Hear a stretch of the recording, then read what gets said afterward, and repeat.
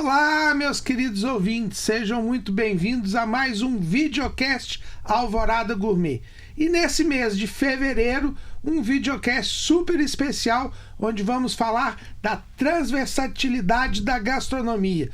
Transversatilidade com as artes, com a cultura, com a religiosidade. E hoje eu tenho convidados super especiais, uma turma muito bonita e criativa. Jorge dos Anjos, Érica Firmo, João Diamante. Já vocês vão entender por que eu convidei um artista plástico, uma sommelier e um cozinheiro para esse videocast. Eu recentemente fui agraciado com esse presente do Jorge dos Anjos, um livro onde fala sobre uma obra muito importante para a nossa cidade, que é o portal que fica na Lagoa da Pampulha, que fica protegendo a escultura de Iemanjá.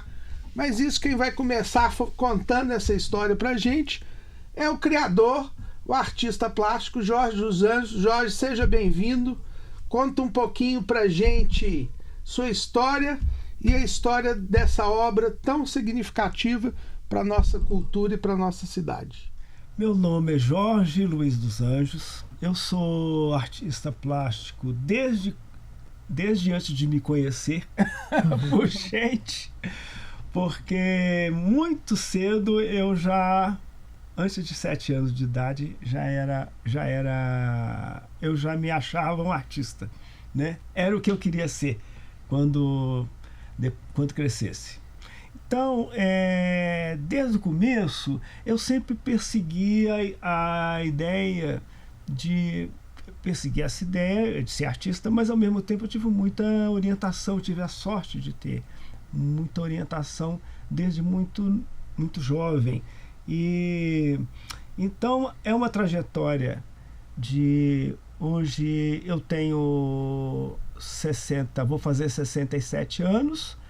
Primeira obra que eu vendi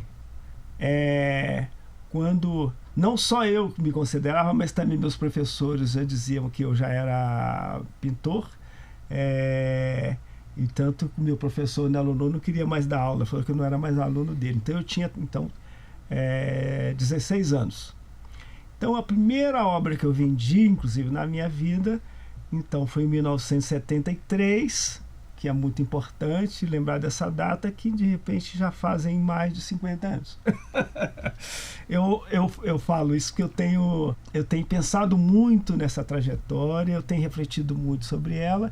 Então esse começo foi importantíssimo, e tudo que eu faço hoje, tudo que eu tenho feito hoje e tenho feito nos últimos anos, vou falar 50 e tantos anos, buscando o mesmo objetivo, né?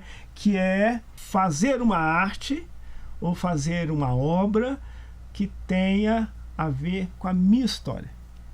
O Nelo Nuno falava lá atrás que através da pintura eu podia contar a minha história, fazer poesia, e foi assim que eu, de fato, comecei, e é assim que eu continuo até hoje.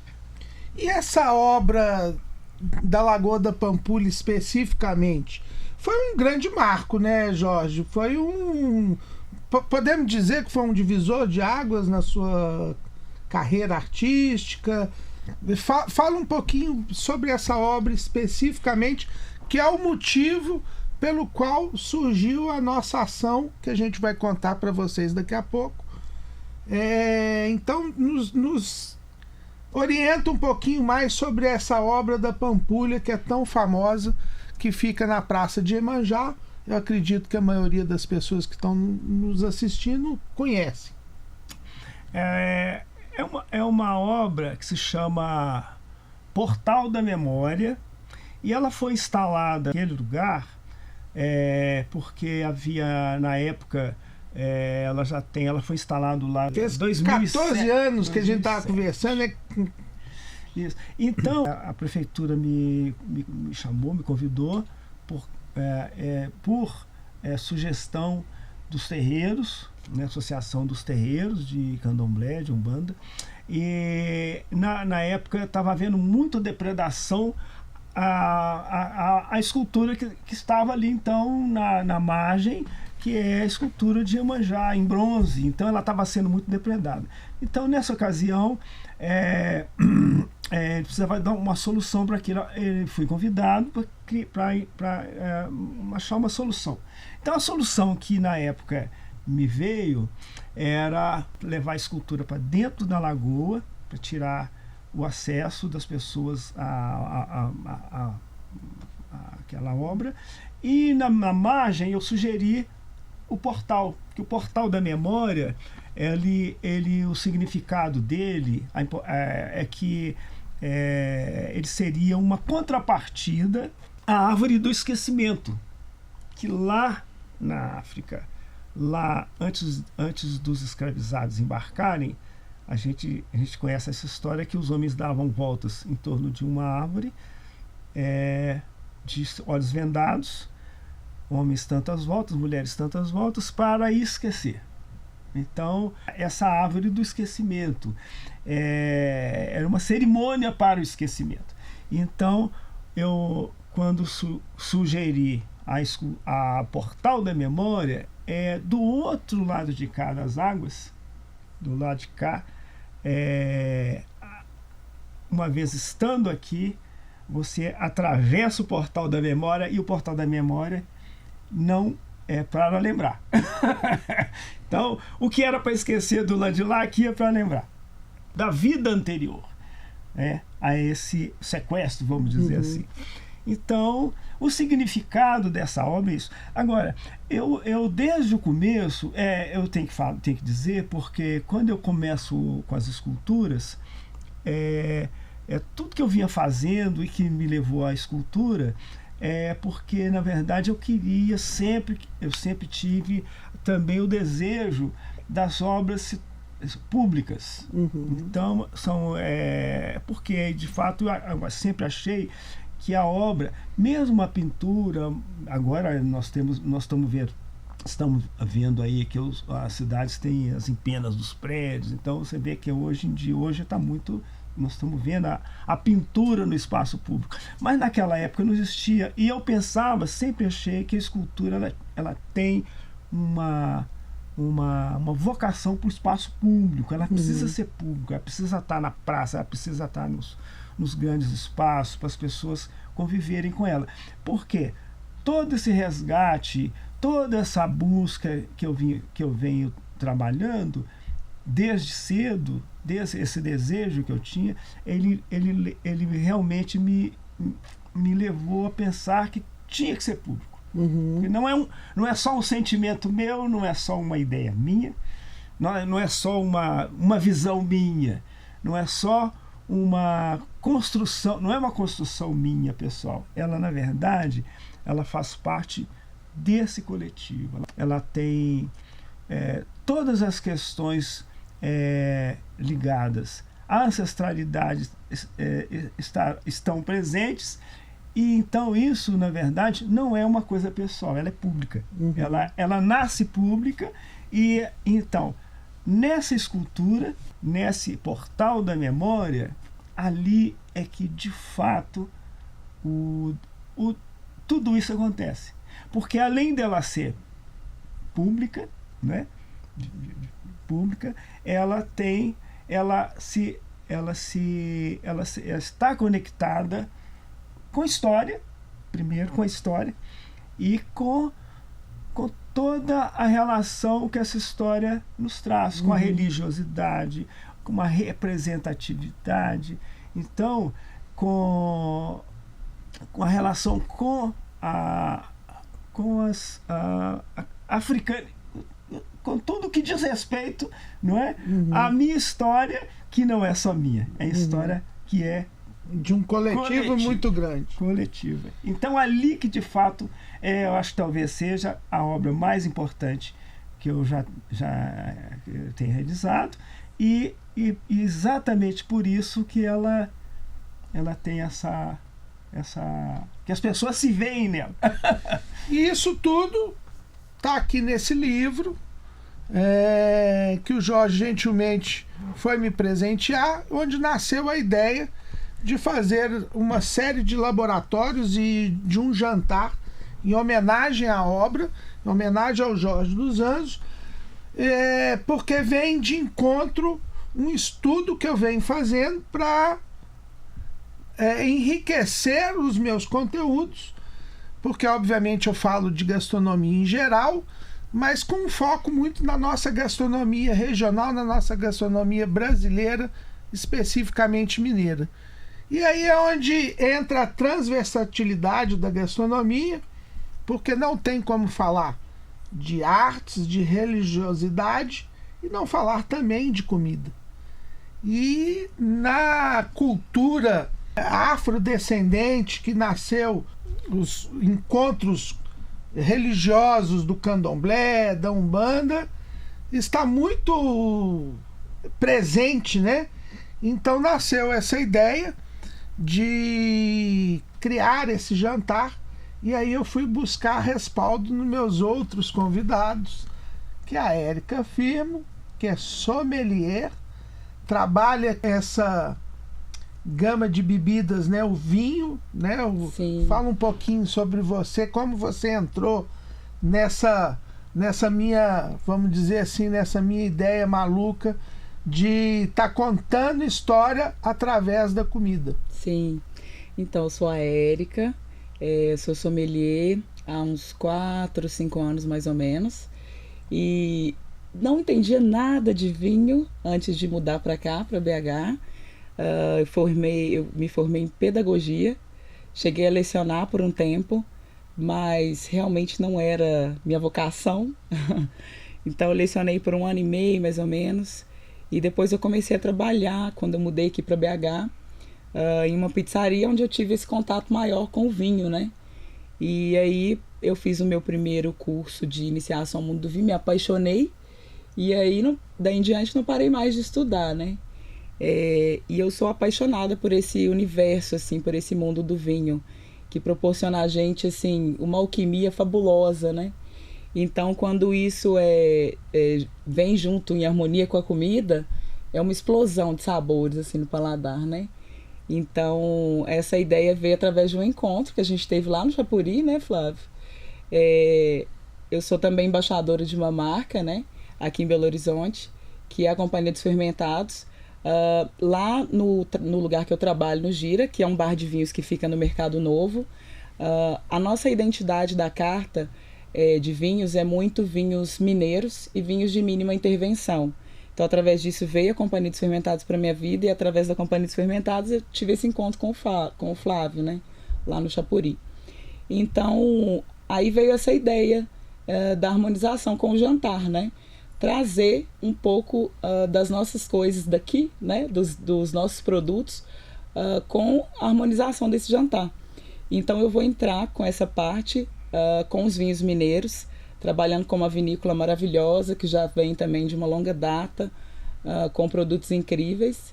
E aí surgiu essa ideia que eu achei genial, e eu estou muito grata, assim, de fazer parte desse projeto incrível. Harmonizando, né, nesse jantar. E eu lancei desafio para a Érica, porque nós não vamos usar só vinhos na harmonização. Sim. Mesmo porque a cachaça é muito emblemática na cultura dessa comida de origem africana. A nossa bebida tradicional, nossa bebida originária é muito importante, então, mas para a Érica vai ser mole, porque a base ela tem muito forte. Sim. E os preceitos e os princípios são os mesmos para a harmonização de outras bebidas. Exato. E o nosso mestre João Diamante, o cozinheiro mais diamantado do Brasil, amigo de longa data, que sempre atendeu os meus pedidos prontamente. Queria agradecer e dizer que eu tenho certeza absoluta que o que a gente tem de mais valioso é o nosso tempo. Então, já agradecer aqui a Érica, ao João, por despender do tempo de vocês para participar desse projeto que eu acho tão importante.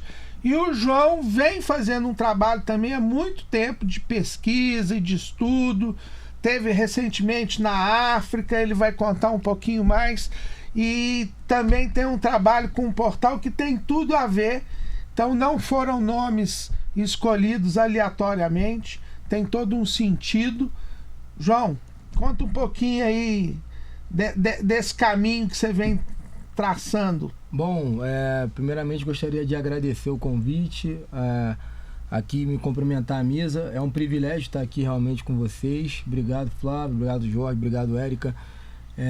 Eu sou um jovem que tenho 32 anos e comecei na cozinha pela uma oportunidade.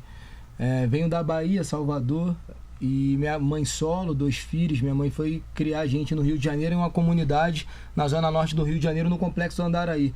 Hoje eu tenho 32, eu vivi na comunidade até 27. Então, grande parte da minha vida eu passei dentro da comunidade e sei da dificuldade do dia a dia. Então, eu sou o que sou, obviamente pela minha mãe, mas os projetos sociais me ajudaram muito. Então, na minha infância, fiz diversos projetos sociais.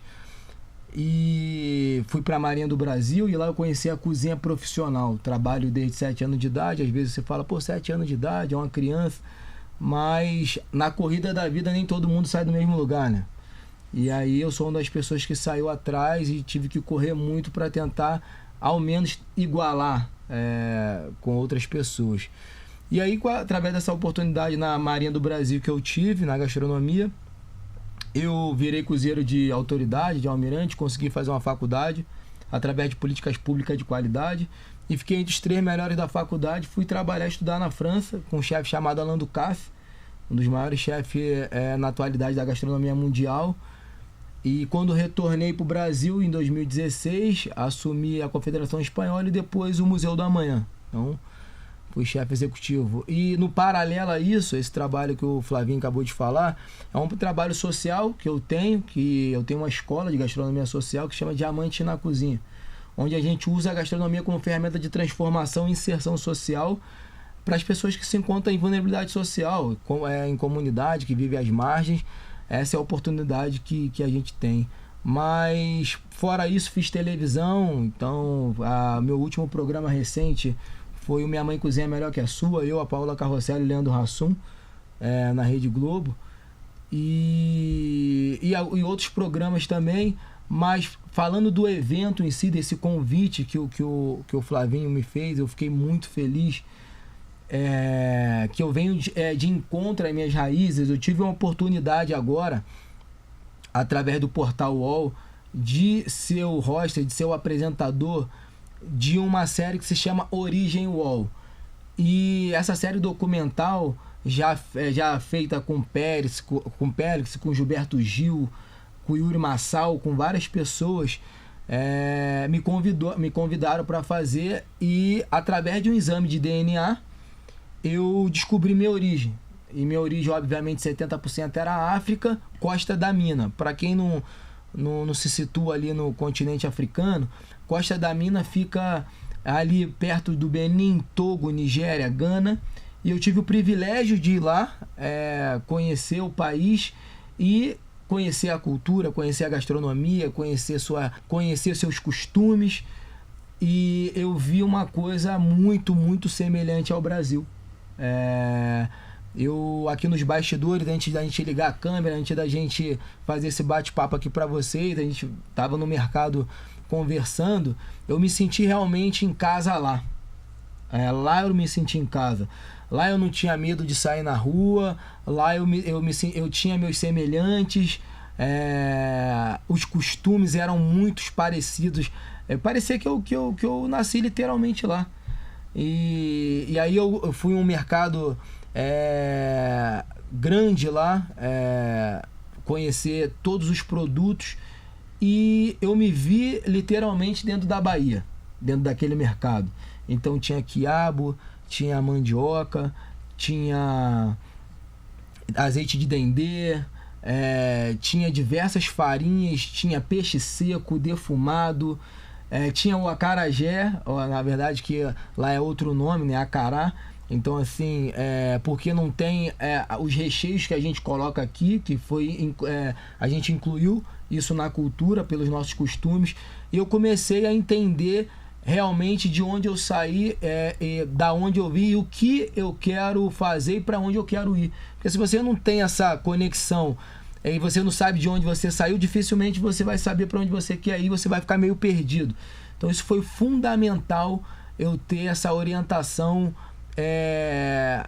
focada nessa origem. E quando o Flavinho me convidou para fazer essa homenagem, esse jantar em homenagem a Iemanjá, cara, ele começou a me falar várias situações. João, eu tô pensando nisso, eu tô pensando naquilo. Me vinha diretamente esse documentário que eu fiz na África, porque a gente não teve dificuldade nenhuma de montar o cardápio. Porque você vê o Brasil, você vê a África, você vê diversos países da África. Obviamente, setorizando o nosso país, tendo estados, municípios, cidades, os costumes ali a gente pode falar um pouco da muqueca, né? Que vão ser desenhadas dependendo da região que você tiver. Obviamente, muqueca vem de moquém, de uma técnica indígena. Mas se você vai em Minas, você pode comer de uma forma. Se você certamente deve ter uma hora pronobis, alguma coisa ali da muqueca. Se você vai em Espírito Santo, você vai comer de uma forma, com urucum e tal. Se você vai na Bahia, você vai comer com dendê. Mas a origem é a África. De onde saiu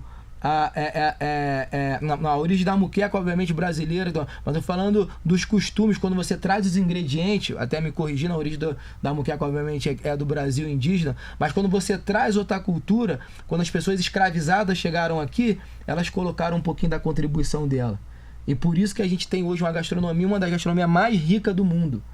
Porque se você vai em Minas, você come de uma forma. Se você vai na Bahia, você come de outra forma. Se você vai em Espírito Santo, você come de outra forma. A gente tem Brasil dentro de Brasis. Qual país no mundo tem isso? Que você consegue identificar? Se eu falar para você assim, você vai falar eu vou falar assim, ô Flavinho, ô Jorge, ô Érica, eu vou falar através da comida de onde eu sou. Quero que vocês acertem, tá? Eu como dendê, eu como quiabo, eu como acarajé, de onde eu sou. Aí se eu falar para você, eu como torresmo, eu como angu, eu como quiabo, de onde eu sou. Então assim, a comida, a gastronomia tem esse poder educacional, cultural, geográfico, é incrível, pô. É incrível. O Diamante na Cozinha transforma as pessoas dessa forma. É uma coisa leve. Não é uma geografia que você fala, vou para a escola, vou estudar, que saco maçante. Não. É uma coisa lúdica. Hoje eu tenho condições de viajar para vários países por convite e tal, mas quando eu não tinha condição, eu abri um livro e quando eu começava a ler e começava a imaginar aqueles alimentos, eu estava naquele lugar. É o poder que a gastronomia tem. Então eu me sinto muito privilegiado de estar aqui hoje. Obrigado aí pelo convite. Ao lado de 3 grandes mestres. Eu só estou começando, então estou muito aberto a aprender muito com vocês. Estou super empolgado para fazer esse jantar por diversos motivos culturais, religiosos. E com essa troca de conhecimento, tá 1 minuto ao lado do Flavinho é um ganho de conhecimento gigantesco. Eu, como a nova geração da cozinha aí, eu realmente tenho que pedir licença para quando você tiver, o Ivo e outras pessoas. Então, fico emocionado. Muito obrigado pelo convite. Vocês sentiram aí o peso dessa turma aí. E a ideia é exatamente essa. Vocês devem estar se perguntando como participar desse jantar. O jantar é um jantar fechado, já está esgotado, mas ele vai gerar conteúdos nesse mês de fevereiro. Inclusive alguns já estão no ar, e aqueles que não acompanharam pode revê-los nos nossos podcasts que estão disponíveis no nosso site alvoradafm.com.br ou no Spotify Alvorada Gourmet. Tá lá tudo explicadinho, e muitas das vezes vocês vão se surpreender com comidas que vocês nem sabiam que tinha origem africana, e comidas de orixá, comidas religiosas. Você não precisa se converter, não precisa mudar, mas eu acho importante que a gente tenha conhecimento, saber de onde a gente veio, para a gente poder ter uma noção para onde a gente vai. Então, por exemplo, se eu puder citar alguns aqui, pedir ajuda. Manjar de coco é uma comida de orixá. Exatamente. E todo mundo come, é algo que está no nosso dia a dia e muitas das vezes as pessoas não sabem. O próprio quiabo, que é tão emblemático na cozinha mineira, Exato. o angu, né? O Muitas milho. preparações com gengibre. Então, assim, a gente tem um milho, diversas preparações que a gente faz com milho. A gente tem muita coisa que está no nosso dia a dia, que está intrínseco para dentro. A gente nem sabe de onde veio, como veio e o que a gente pode fazer com aquilo. Então, eu acho que tem que seguir sim o conselho do Flavinho, estudar um pouco mais sobre a nossa cultura, um pouco mais sobre a nossa origem, independentemente de religião e crença. A gente está falando de conhecimento de modo geral. Eu acho que o epicentro de tudo é o respeito, e quando você entende isso, você consegue ter a mente aberta e você consegue evoluir. Então, e é rico. É rico, é uma das culturas mais ricas que eu já conheci na vida, não porque eu sou brasileiro, mas realmente quando eu viajo para fora, tive a oportunidade de ir para a Espanha, para os Estados Unidos, e agora recente também a gente foi na França, numa ilha da França, Saint-Martin. Quando eu conto um pouquinho só sobre a nossa cultura, nas rodas de bate-papo com outros cozinheiros e tal, eles falam, cara, vocês deveriam de ser potência no mundo gastronômico. Do jeito que tu tá falando aí, que isso e aquilo, que tu vai em tal... Pô, tá louco. Qual o país que tem essa diversidade cultural e alimentar? Eu não tô nem falando só da gastronomia. Se você coloca a dança, se você coloca outras coisas aqui na roda pra gente discutir, é gigantesco. A gente vai ter que ter trilhares de milhões de podcasts para ficar... Então, eu acho que o brasileiro, óbvio, pela estrutura educacional que a gente tem, nos foi tirado, nos foi escondido muitas coisas, mas agora, com o acesso que a gente tem, a gente consegue recuperar esse tempo também. E é importante falar sobre, né, justamente para trazer essa consciência e quebrar essa ignorância no lugar de não saber mesmo, de não conhecer a origem das coisas, né? Justamente por essa falha na nossa educação. Muitas das vezes a gente não tem... não teve acesso pela falha na educação e pela restrição ali, né? Quantos de nós teve dificuldade na infância? A gente estava ali convivendo só com o básico na alimentação, né? O que é o básico da nossa alimentação? O arroz, o feijão, uma carne às vezes, e não tem origem das outras coisas, não tem a noção da origem das outras coisas. Então eu acho importante isso ser falado, isso ser trazido, justamente para gerar esse respeito, né, pela origem das coisas, das culturas, dos alimentos. É isso, para gerar o respeito, principalmente. E parar com essa segregação, com essa separação das coisas e trazer essa junção, porque eu acho que mesa farta, alimento, traz essa questão da união, né? Mineiro gosta muito de bater um papo, de cozinhar, de trazer as pessoas para a cozinha. Então eu acho que o alimento é uma forma de juntar as pessoas, né? Então trazer o conhecimento das origens traz muito mais isso pelo respeito, né? Não sei se eu fui muito clara assim. Disse tudo, Érica, é isso aí. E nós da Rádio Alvorada, o nosso intuito é esse, é trazer informação de qualidade, criação de conteúdos relevantes e importantes para a cidade, que é o que vocês também fazem. Infelizmente, nosso tempo é curto, a gente teria assunto aqui para falar o dia todo, mas o nosso tempo está acabando. Uma última palavra, Jorge, e os contatos, como que as pessoas conseguem saber um pouquinho mais sobre o Jorge dos Anjos, suas obras, endereço. Fique à vontade para dar seu depoimento final. Olha, hoje a cidade de Belo Horizonte tem algumas áreas que a gente encontra muita obra em espaço público. Então, no bairro Santa Efigênia, Praça Floriano Peixoto, no comecinho da Brinzinda Brasil tem uma grande escultura que foi a primeira instalada em Belo Horizonte para comemorar, para falar dos 300 anos de Zumbi, né? Foi uma obra muito importante que está lá instalada na região de Santa Efigênia, aqui na região da Pampulha.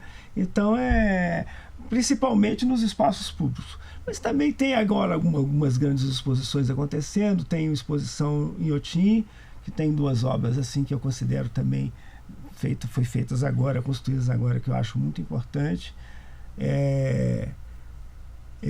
Na Casa Fiat está tendo uma exposição muito bonita, que é com o acervo do Museu de Arte da Pampulha. Então as pessoas podem olhar. Aí eu tenho o Instagram, que as pessoas podem consultar, ver o endereço, entrar lá, que tem tudo lá para... Tudo que eu ando fazendo nesses anos está tudo ali. Buscando Jorge dos Anjos, você vai encontrar lá. E não só o Afonso Borges, aqui não é o Mundo Livro, mas fica aqui também uma dica literária para quem quiser conhecer um pouquinho mais dessa obra literária sobre o Portal da Memória. Érica, e você?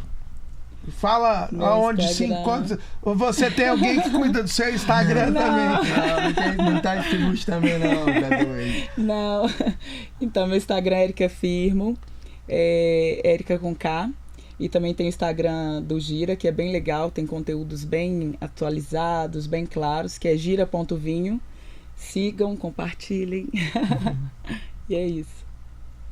Bom, o meu é João Diamante, sigam lá o nosso trabalho. Quero deixar também uma dica aqui para vocês, assistam, tá no YouTube, Um Chefe Brasileiro no Benin, João Diamante, é um documentário que eu acabei de falar com vocês, são 4 episódios de 10 minutos, e quando forem ao Rio de Janeiro, vão me visitar lá no meu restaurante, que fica na Rua Visconde Itamaraty, número 42, Diamante Gastrobar. Tô esperando todos vocês lá. Bom, então assim terminamos mais um videocast Alvorada Gourmet. Muito obrigado a todos. Fiquem com Deus. Até a próxima.